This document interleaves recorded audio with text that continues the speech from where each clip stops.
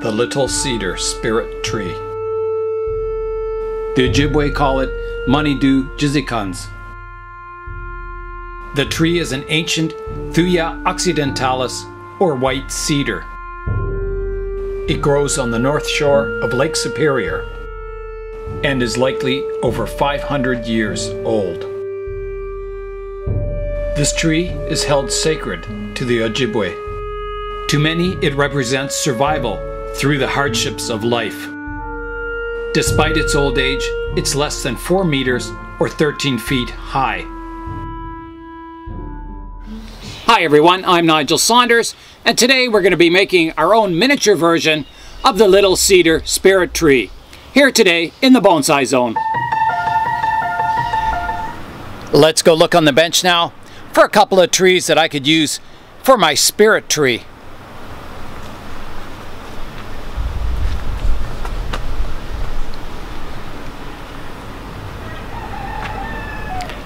I've got a couple of possibilities over here.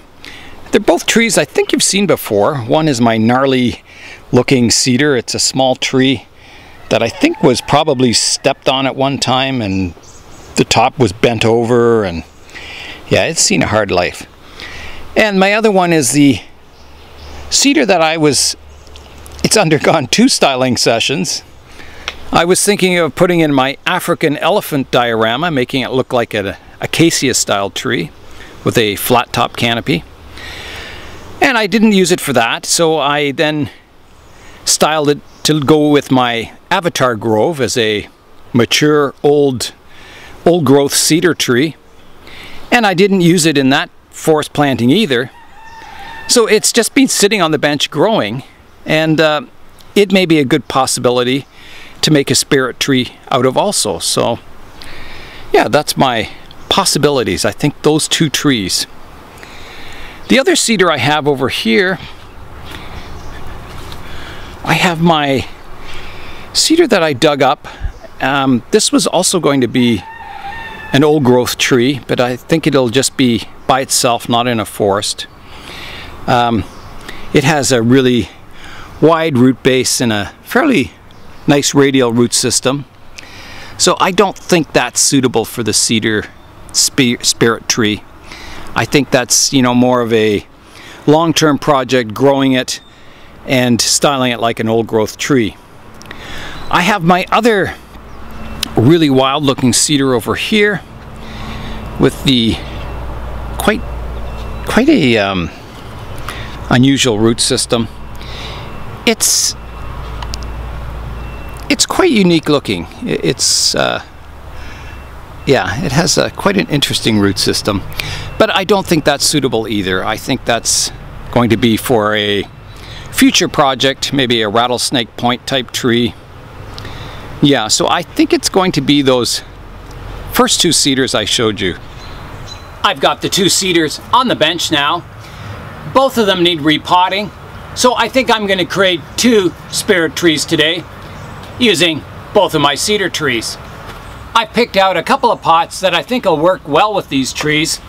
I have a rectangular micropot for the larger cedar and an oval plastic type pot for my smaller cedar. Because these pots aren't clay, they'll be able to survive winter without cracking, so I won't have to worry about them. I'm going to start with the smaller cedar tree, and this pot used to have a fake bonsai tree in it, so it has no drainage holes. The tree was cemented in. It was a plastic trunk tree with ceramic leaves. Yeah, so I'll have to drill some holes in the bottom to provide drainage. To drill the holes in the bottom, I'm going to use my beautiful Miller Falls drill. I just love using this tool, so hope it works. Here we go. Okay, I'm just going to try putting 2 holes. One here. I've got hole number 1 done. Let's start hole number 2. So here I go. Hole number 2. That looks pretty good. The Miller Falls drill has done the job once again. There's a shot of the pot with its drainage holes in. They turned out quite nice. The next step will be to start the styling work to this small tree. The little cedar spirit tree. Has quite a twisty trunk, and then it grows 3 upright trunks that are like, you know, spears sticking up on the top of the tree. So I want to try and capture that upright feeling to the upper structure of the tree. My thoughts on the styling is that the tree's too tall at the moment. If we look at the little cedar spirit tree, I can see me cutting the tree off about there where my hand was, and then growing those small branches at the bottom to look like my upright growth, those spear-like branches coming up on the trunk of the tree. So I'm going to try and find a front for the tree now. This is a good possible front to the tree. It has a bit of curvature. It has a lot of bumps, and where dead branches have been, a lot of character to the tree in that view. So that's a good possible front. If I go to this, it gets too wide in this section. I think, as I said, I think the tree was stepped on and bent over. Somehow it survived. This is also another possible front, the opposite side of that other view. It has all these branches on the front, so you know, that's a possibility too. Whereas here the branches are on the back, so if I cut the top off, you know, there's not much hiding that cut. Or yeah, it may look too obvious that it was cut. Now I could make a deadwood up top here as a dead branch and then have these as the live ones. So yeah, the trunk texture is better on this view. Has a lot more bumps and gnarls, but probably the branch placement's better on this view. And there's a live vein here, but it's fairly smooth. So it's a tough decision. I think I have 2 choices for the front, and I think it's probably going to have to be this view with the branches out front. I did get a new tool the other day. It's a dental tool. It has a very sharp hook on this end, and I think that'll be really useful for removing bark. Just scraping along the branch and peeling the bark off. The other end has a sharp pick, so that could be useful also for picking out bark and crevices, and yeah, so I'm going to add that to my collection, and I'll probably be using it today. I've been looking at the tree, and I've been rethinking about cutting the top off. I do have a fairly thick branch here that it's possible I could bend it up, and it could be one of the, you know, upright branches on this tree. And the trunk will always get thicker. So if I make the tree too short, I'm kind of afraid that the trunk over the years might get too thick for the height of the tree. So I think I might be safer to try and bend this branch up and then just try and reduce this one down as far as I can to kind of get a balance between the two. So that's my plan. I am going to get rid of this one branch here. I have this quite thick cascading branch. I have an upright one here that I can use. So I'm going to remove this one as my first step in styling the tree. Trying to decide if I should make it flush cut or leave a bit of deadwood. I think I'm going to leave a bit of deadwood. I'm going to cut it off here, like that. Then I'll try out this new dental instrument, see if it removes the bark. Yeah, it works quite well.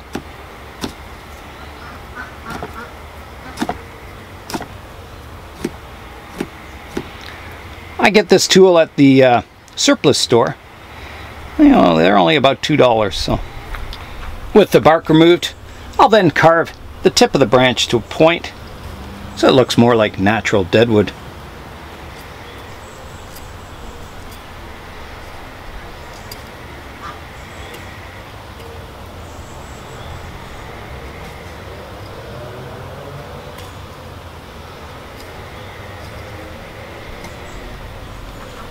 The next step will be to reduce the height of the tree down to here. So I'm also going to make this deadwood and this is my live top to the branch here. So that'll reduce the height of the tree, kind of a compromise between taking it all the way down and leaving it tall. So right here. So I'm going to cut this off now here, and I'll also make that a deadwood top to the tree.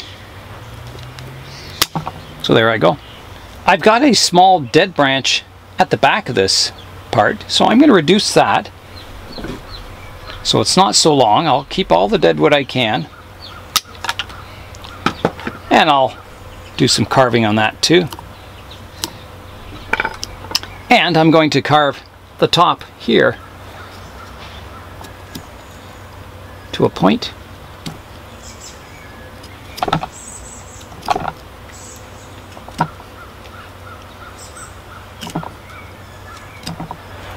So I have a lot of bark to remove here, so this will be a good test for this tool.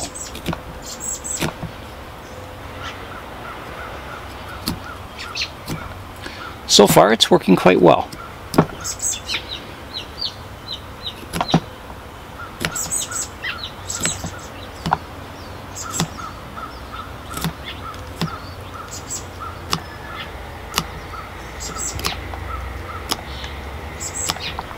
A bit more carving at the tip will complete the deadwood look to the top.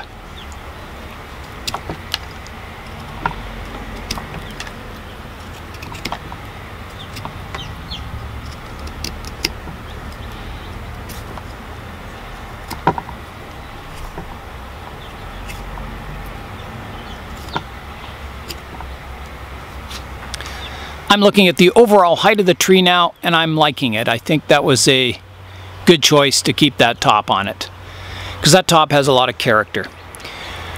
So next I'm going to try and bend that other branch upright, that horizontal branch. This is the branch that I want to bend up like this. And cedar trees in nature, their branches come out from the trunk and bend up in a nice curve towards the sky. So the styling of this tree would lend itself nicely to using a guy wire to position this branch up like this. I'm going to start by anchoring a piece of wire to the deadwood here. So I'll just wrap that around the deadwood.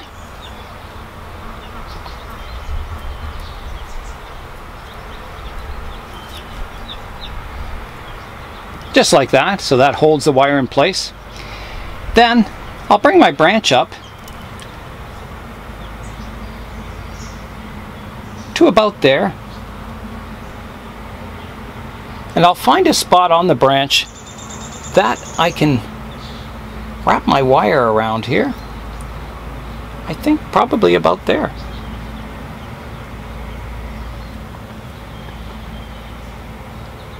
Just looking at the position of it, might be a little too close. I'm gonna move it out a bit more.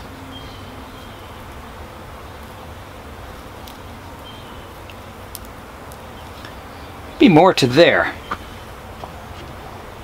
That's not too bad there. I'm going to run my guy wire out to the top of the tree so I can position the top to make it fan out from the center. So it just gives me a little bit more control over the position of the top of the tree.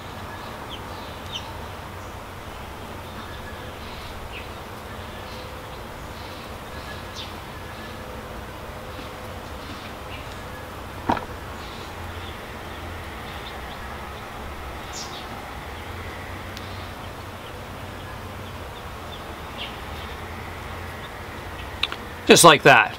So then I can bend the top of the tree any direction I want. So I'll snip off the excess wire with my wire cutters.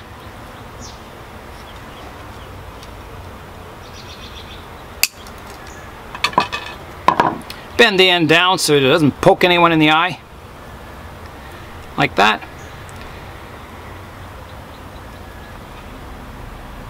And that's looking pretty good, I think. My next step for the tree will be to clean up some of the branch structure, reducing some of the long foliage to make it a little more compact and get some more ramification started in the branching. Because I decided not to remove the top of the tree, I have this nice trunk line here now. So I can use the rough part as the front of the tree now. I don't have to use that backside, which wasn't as interesting. So we'll keep all these rugged features, but I will have to clean out some of these branches. There's one growing in between these two trunks that'll have to be cleaned out. So I'll clean that out like that. Now you can see the division of the two trunks a little more clearly. I have some lower growth down here. If I had cut the trunk off there, I would have used these for my upright branches. But I'm going to use these now, so I won't need this lower growth.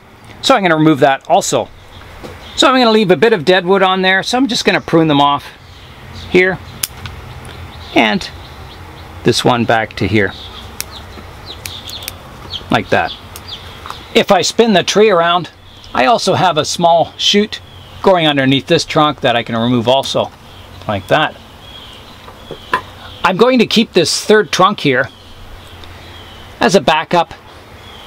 I may not use it. I may just have the two trunks and then divide those out, but for now I'll keep it. The only work remaining to do to the tree now is to prune back some of those longer branches, shortening them, and removing some that are crossing and going the wrong direction.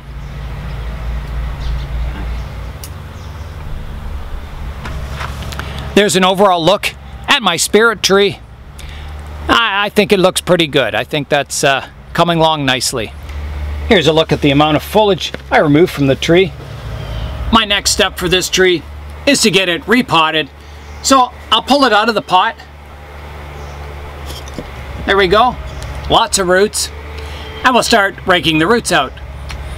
Okay, here I go with the roots.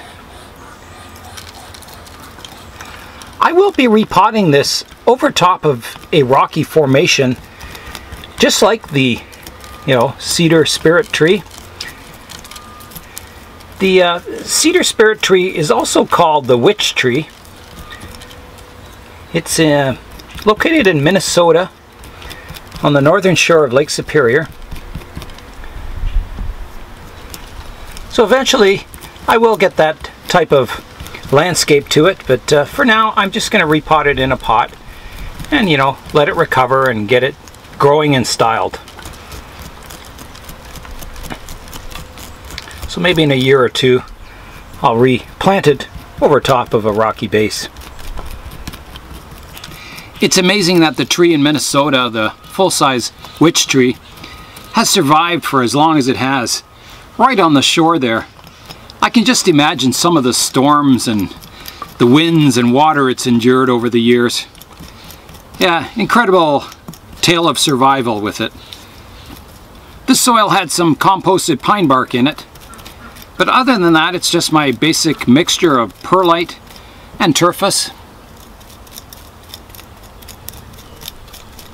There's probably 10 to 20% composted pine bark in here. That's about it. There is two roots that are sticking up a little high out of the root plane that I'm going to remove. That one and this one over here. The roots are all washed out and combed, so it's ready for planting. It looks like it'll fit in the pot really nicely. So I'll get the pot prepared, get some drainage screens in the bottom and some soil. All right.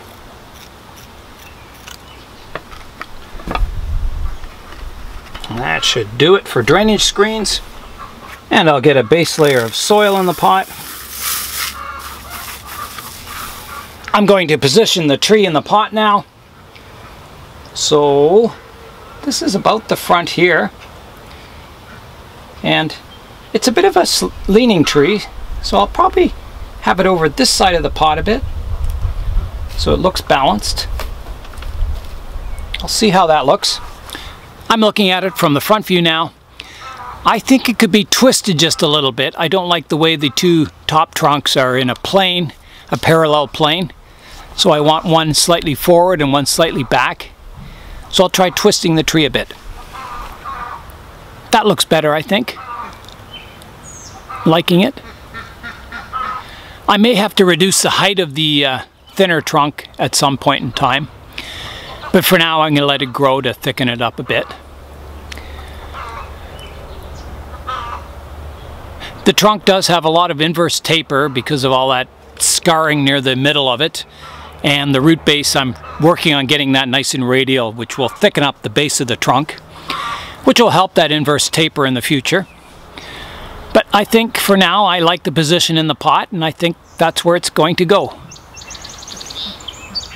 The height in the pot looks pretty good also, so I'll get those roots positioned in the pot and start putting the soil in.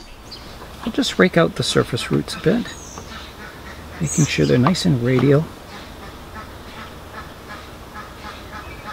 And like I said, I'm going to position this over rocks eventually, so. Okay, let's start filling it in with soil.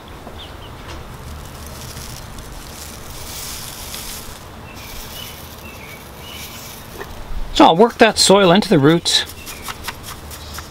getting rid of any air spaces, especially underneath the tree.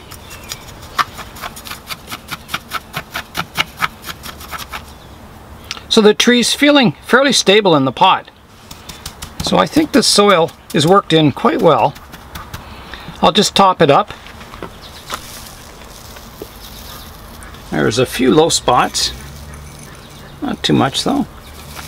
Get out my spoon and tamp it down. And then I can give the tree a water. Alright, here I go with the watering.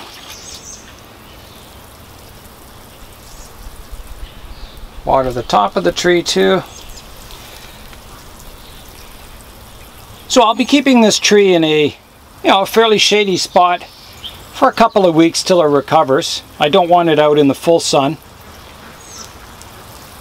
And when it starts growing again, I'll start to move it back into the full sun. And there we go. I'm going to place a rock beside the tree just to hold it in place. I should get one for the other side too. Now I'll put a rock on this side.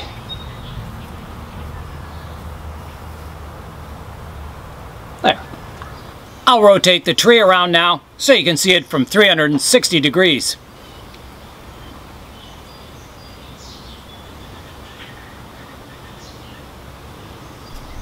And back to the front. There's a view of some of the details on the trunk, some of the rugged features. It's got a lot of character for such a little tree.